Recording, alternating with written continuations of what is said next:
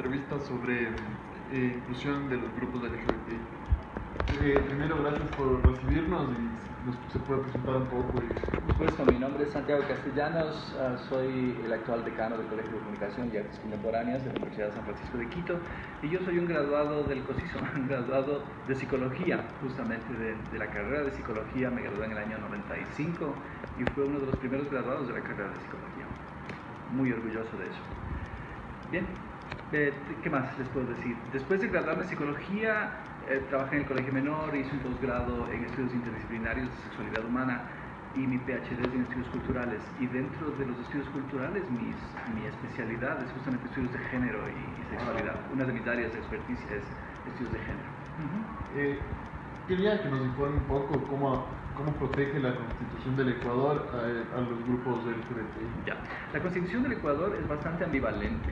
Es decir, hay ciertos aspectos de la Constitución que protegen, por ejemplo, el reconocimiento de la diversidad de género, el reconocimiento de la identidad sexual, el reconocimiento de la orientación sexual. Son cosas que la Constitución ecuatoriana reconoce, y por lo tanto una persona que sienta que está siendo discriminada por efectos de su identidad de género o de su orientación sexual puede reclamar, puede luchar, puede hacer una demanda y puede obtener beneficios al respecto. Hay otros aspectos de la Constitución que en cambio no son tan positivos. Por ejemplo, la Constitución no reconoce el matrimonio entre dos personas del mismo sexo, no reconoce la adopción a parejas del mismo género, tampoco reconoce el género en la cédula. Hubo toda esta campaña muy interesante de muchos grupos de activistas que trataron de decir, bueno, lo que socialmente presentamos al mundo es el género, no es el sexo. Entonces la cédula de identidad debería tener el género en lugar del sexo. Eso no funcionó, y se hizo un punto intermedio, que en realidad no es tan intermedio, de reconocer el género solo para las personas transgénero y el sexo para todo el resto del mundo. Es otra forma de discriminación. Es otra forma de discriminación, otra forma de separación, e incluso impide otro tipo de ganancias, ¿no? Entonces, la Constitución ecuatoriana es bien ambivalente en ese sentido, y el momento histórico en el que estamos en el Ecuador, desde el punto de vista legal, es así de ambivalente.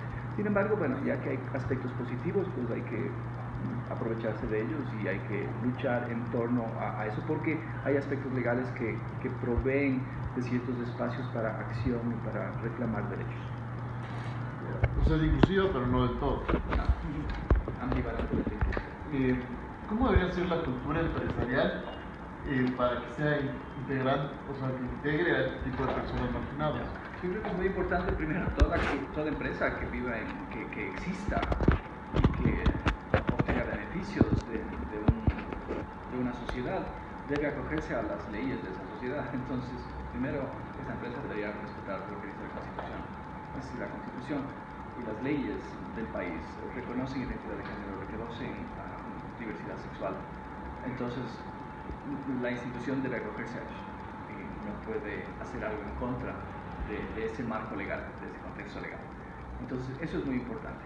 Una vez que las empresas reconozcan y acepten y funcionen de acuerdo a ese marco legal, entonces ya las empresas podrían tomar otras estrategias. Por ejemplo, tener políticas muy explícitas de reconocimiento, de apoyo, de no discriminación en cuanto a sus empleados o a las personas que trabajan o viven o circulan de la empresa, ¿no? Entonces, y yo siento que las empresas sí tienen que hacer algo muy explícito al respecto. Decir, marcar, escribir, distribuir las políticas de la empresa en las que se subraye aspectos de no discriminación de género ni de diversidad sexual. ¿Ya? Y eso es muy importante. Entonces, una vez que ya están esas políticas explícitamente dichas y circuladas y socializadas, ahí la empresa podría comenzar a hacer otras cosas, como por ejemplo ofrecer talleres, contratar expertos, contratar a los grupos activistas o a los recursos que existen dentro de una sociedad e invitarlos a que vengan a la empresa para ofrecer cursos de capacitación de diversidad, entrenamiento en empatía al respecto, y eso ayuda a crear cierto ambiente laboral no discriminatorio. Entonces, eso por ahí. Y por ejemplo, si existe discriminación dentro de la empresa, debería haber un departamento que se encargue de esos problemas No sé si debería, pero creo que toda empresa en algún momento puede tener un departamento de recursos humanos, por ejemplo, a través del cual se canalizan quejas, o se canaliza el cumplimiento de la ley, o se canaliza los beneficios que pueden tener las personas. Entonces, yo sí creo que un departamento de recursos humanos puede ser un espacio adecuado a través del cual se canalizan esos datos. Dependiendo del tipo de empresa, dependiendo del tipo de gente que trabaja, tal vez en algunas empresas es importante tener un departamento específico para asuntos de género o de diversidad sexual. Tal vez en otros aspectos, en otras empresas no sea necesario, ¿no? O sea, ya depende de otros aspectos, depende del tipo de empresa, depende del tipo de producto que hacen o servicio que ofrecen.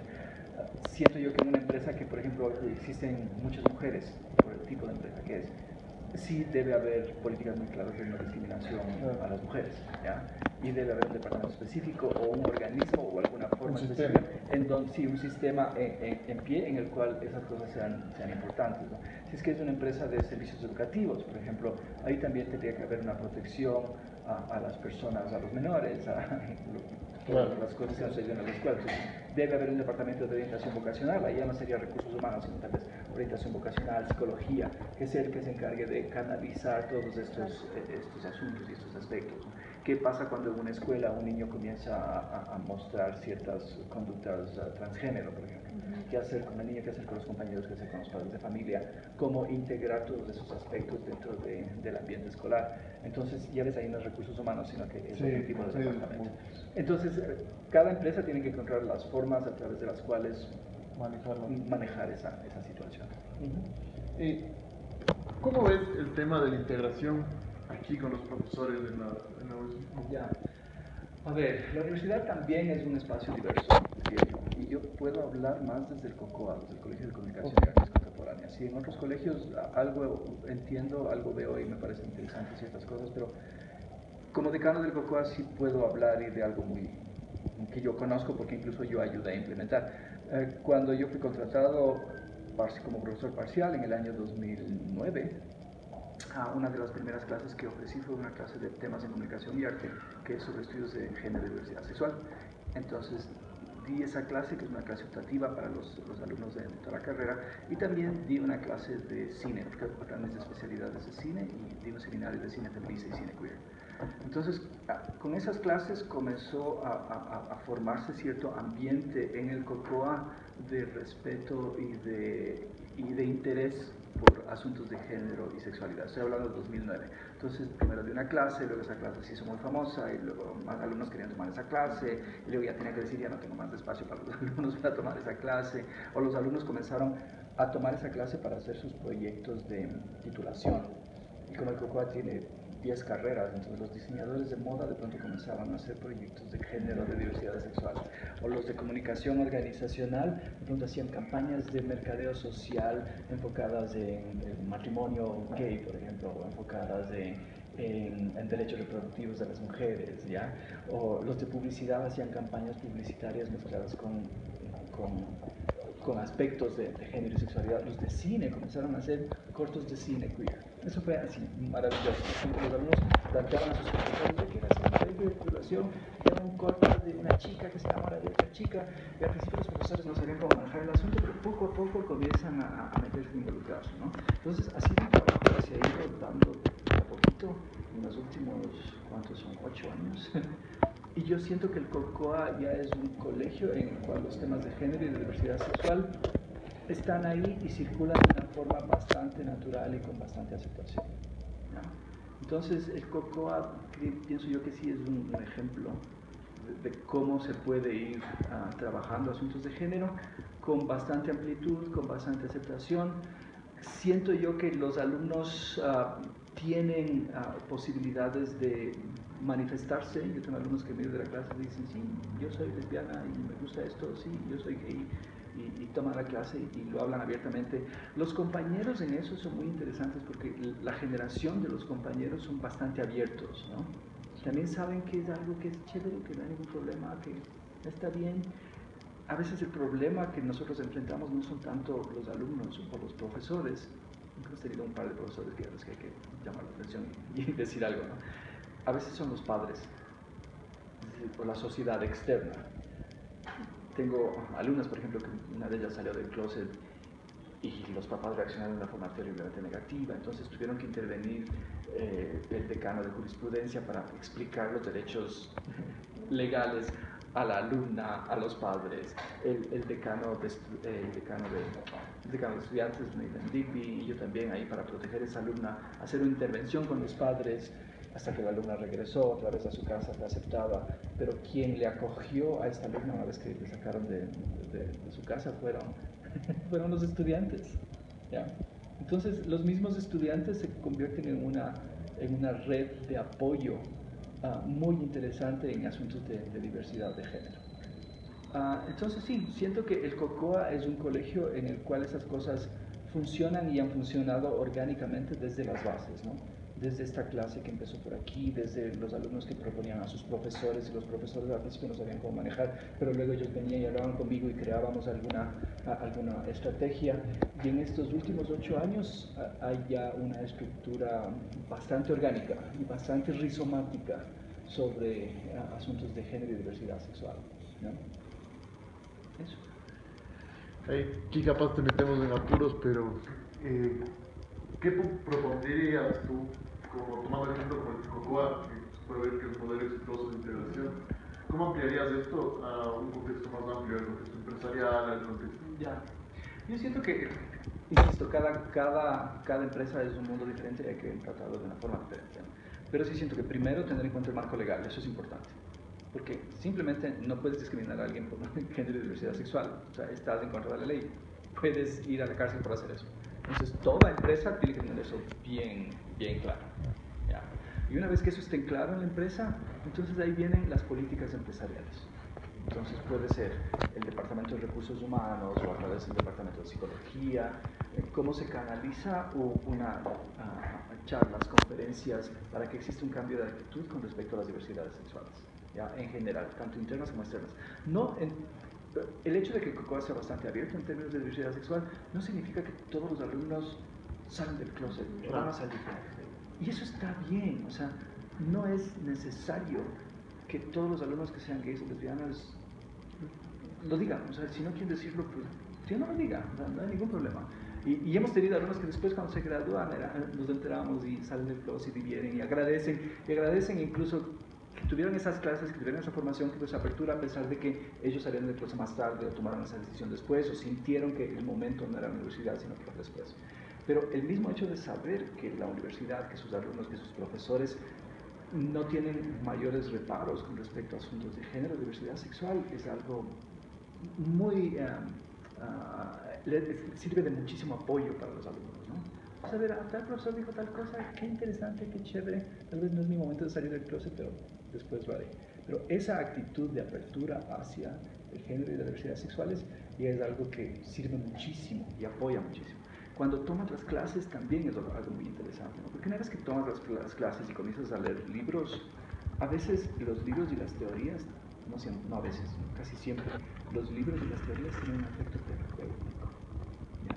Una vez que tú comienzas a leer esas teorías y comienzas a leer a Butler, comienzas a leer a Foucault, los alumnos comienzan a sentirse súper empoderados, ¿no? De este bagaje conceptual maravilloso que les ayuda a entender el mundo y a hacer cuestionamiento, y ellos mismos comienzan a empoderarse y a tomar su vida de otra forma, ¿no? Y a reclamar cosas y a callar a las personas que se comportan de una forma discriminatoria, o a proteger a las personas que han sido discriminadas.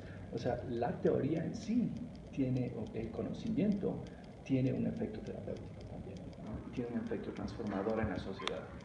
Sí, mi clase no empezó como activismo, empezó como una clase académica. O sea, yo venía a dar una clase académica, con todo el rigor académico, sobre teorías de género y sexualidad.